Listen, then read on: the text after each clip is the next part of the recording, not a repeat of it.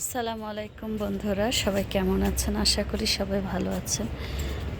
আমি আজকে আপনাদের কি দেখাইতে আসছি ছাদে জানেন? এই দেখেন, এক সপ্তাহ আগে আমি মটরশুঁটি আছে, ওই যে ছোট ছোট মটরশুঁটিগুলো, সেইগুলো আমি নিয়ে আসছিলাম। তো ফ্রিজের ভিতরে রেখে দিয়েছিলাম। তো রেখে দেওয়ার পরে গাছ হয়ে গেছে। তো ভাবলাম যে গাছ হয়ে গেছে যদি ফেলাই দেবো, তার চেয়ে ছাদে যায়া এই যে দেখেন ড্রামের, এই দেখেন এই ড্রামের এই মুটকিতে কইরে তারপরে আমি এটা ছিটাই দিছিলাম সুন্দর করে, মাটি দিয়ে ছিটাই দিয়ে দিছি। এক সপ্তাহের ভিতরে দেখেন কি সুন্দর গাছ হয়েছে। সবাই মাশাল্লাহ বলবেন, আলহামদুলিল্লাহ বলবেন। আর এটা আমি মাত্র কিনছিলাম 50 টাকা দিয়ে। এই ফুলের টবটা 50 টাকা দিয়ে কিনছিলাম। তো দেখেন এখানে অনেক ফুল হয়েছে, আগেই ফুল ধরা ছিল। আর পুঁই শাক তো দেখাইছি আমি। এ দেখেন পুঁই শাক এত বড় হয়ে গেছে, অনেক বড় হয়ে গেছে পুঁই শাক। আর কচু গাছ, সেদিন চিংড়ি মাছ দিয়ে কচুর শাক খাইছিলাম ঘন্ট করে।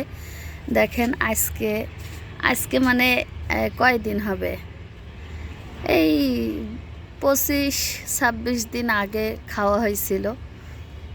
আবারও মানে আমি অতিরিক্ত পানি দিই, তো অতিরিক্ত পানি দেওয়ার কারণে গাছগুলোই দেখেন, মানে এখানে বেশি করে পানি দিবেন, কচু গাছের যত পানি দেবেন ততই কচু গাছ বাড়বে। তো এই কারণেই মনে হয় বাড়ছে, অনেক তাড়াতাড়ি বেড়ে গেছে। তো ছাদে যারাই আসে সবাই বলে যে কি ব্যাপার, এত তাড়াতাড়ি কেমনে লাগান, আর এত তাড়াতাড়ি কত সুন্দর গাছ হয়ে যায় আপনার। তো আমি যত্ন করি, মানে আমি পানি দিই প্রতিদিন 2 বেলা, সকালে বিকালে, তার জন্যেই মনে হয় সুন্দর হয়। আর এই মটরশুঁটি গাছগুলো যেদিন আমি রান্না করব আপনাদের সাথে শেয়ার করব, ভিডিও দেব ইনশাল্লাহ। এই যে আমি কাল পরশু মনে হয় এটা কাটবো, সেটার ভিডিও দেব আপনাদের। রান্না করে ফেলাবো, ছোট থাকতেই খেয়ে ফেলানো ভালো, বড় হইলে আর মজা লাগবে না। তো আমার ছাদ বাগান এটা ছোট্ট। দেখেন এত সুন্দর করে আমি লাগাই, তার বলার কথা না।